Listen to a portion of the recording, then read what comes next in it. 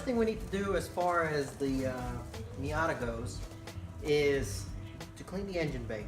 I want to clean it up so I can check out and make sure that any leaks that are pretty much in the engine are cleaned up, and when I drive the vehicle during the next couple of days, it'll tell me where it's actually coming from instead of it just being years of driving and having all that gunk and oil and everything on the engine itself. So I'm going to show you the cleaning process that I use. Some people, this might be like nails on a chalkboard or other things, because they have their own methods. They're going to say it's wrong. I don't know. This is the way I do it. And all you got to do is just make sure that you don't get some components of the engine bay wet. So with that in mind, let's get this started. The first thing we're going to do is we're going to assess what needs to be sprayed more so than other things. Basically, what you want to look at is your heavy spots. Right here, there's a bunch of mildew from just the weathers from from the trees. There's some grease down here. Of course, the valve cover is all just pretty much wet looking. There's a lot of dust, a lot of leaves. Nothing really major. You might have to get the vacuum cleaner and get all this junk out from back here, as you can see. But for the most part, it's not too nasty. And as long as you do this right, you're not going to have any issues.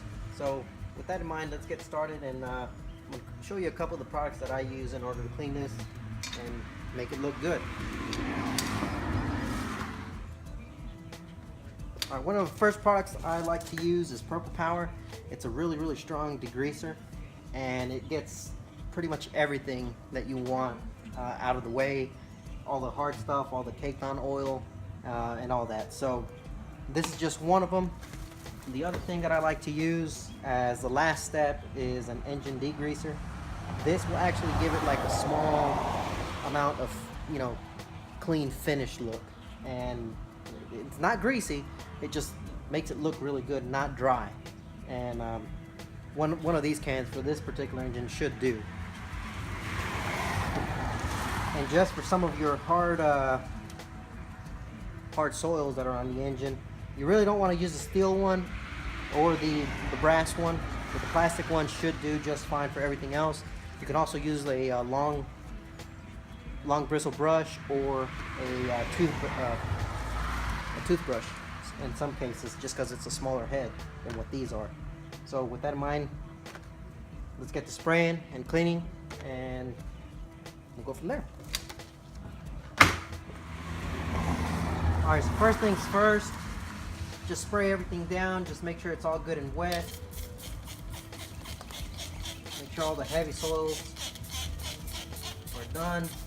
Your belts may squeak a little bit after this, but it's no major deal. And it's a good idea to do this when the engine itself is hot, because certain areas will just evaporate, not cause any issues. Now this is some pretty nasty stuff. Try not to breathe it in, because it will make you have a coughing fit. You can already see the grease coming off of the components. Now, it may take more than one good spray. A lot of your rubbers will change colors.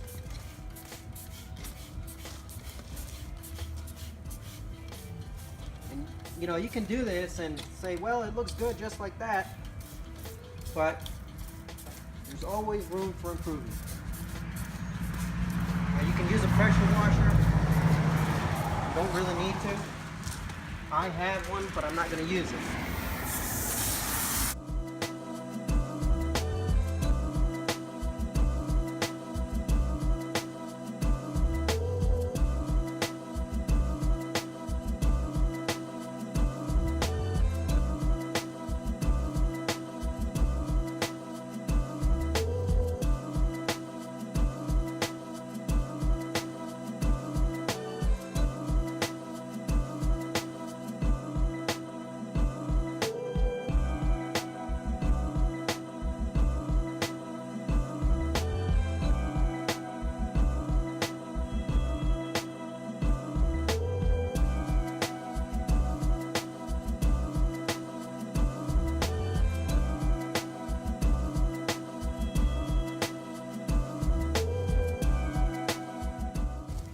Now that you have everything wet and pretty much all the heavy residue off of the engine itself, you can go ahead and hit it with the gunk engine degreaser, and always follow the instructions.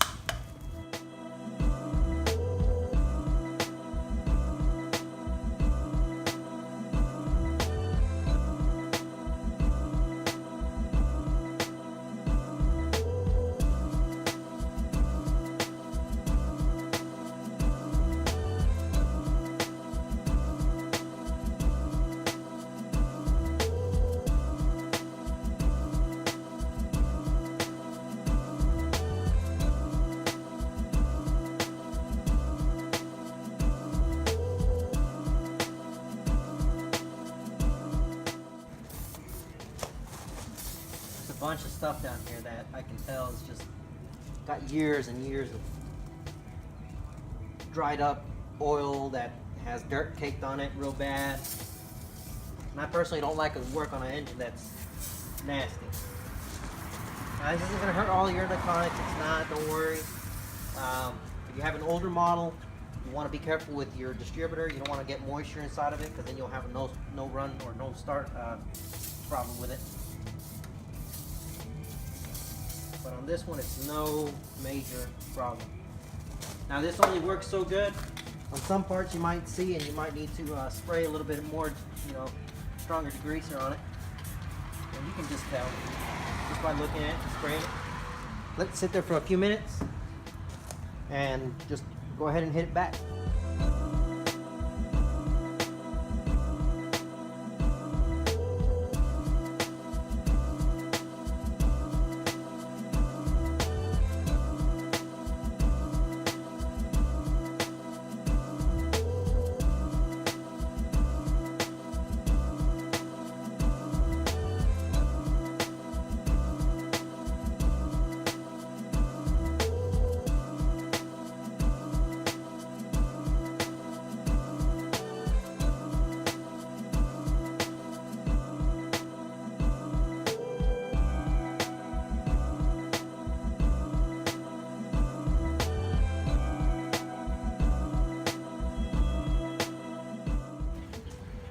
Alright, at this point, you've sprayed everything down already, and you want to go ahead and get the top.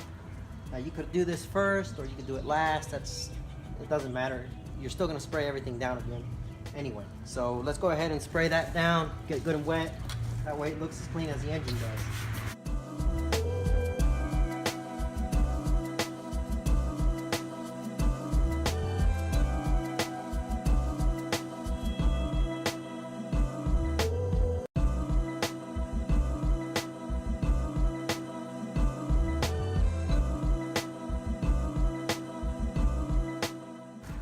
Alright, well, that's probably the first time it's had a bath in a long time. Even though it was very clean, just a little dusty, a little bit of oil here and there. But for the most part, it looks fantastic now. So after this, you're going to want to wash the car, just get some of that residue off of the outside so it doesn't damage the paint. But as far as this part goes, we're done here as far as cleaning this area. There are some things that you can touch up, but this is just one of the prepping stages that I have going on here. I already have some spark plugs that I'm going to be putting in this thing, because I have no idea how old those are. Even though the car runs great, it's just part of maintenance. Just do it. Same thing goes with the air filter. I've seen it, I've looked at it. It did have a rat's nest in it, or squirrel, take your pick. There was something in there that was alive that shouldn't have been in there. But basically, we're going to be doing some upgrades to this.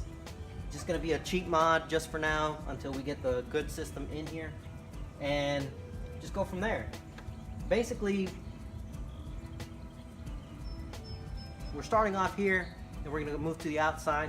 We will be removing the bumpers at one point, showing you guys the cleaning process for that part. And of course, the rear bumper needs to be taken off as well. We're going to be looking under the just pretty much everything on the vehicle. Make sure it's all good and clean, just like we did with the CRX, but we're not going to go that far into it as far as painting it and all that other things. Just making sure everything is spot on. So let's go ahead and start the car, make sure everything's working right. AC, revving, make sure there's no lights that came on. If there was, you just gotta dry them up and go from there.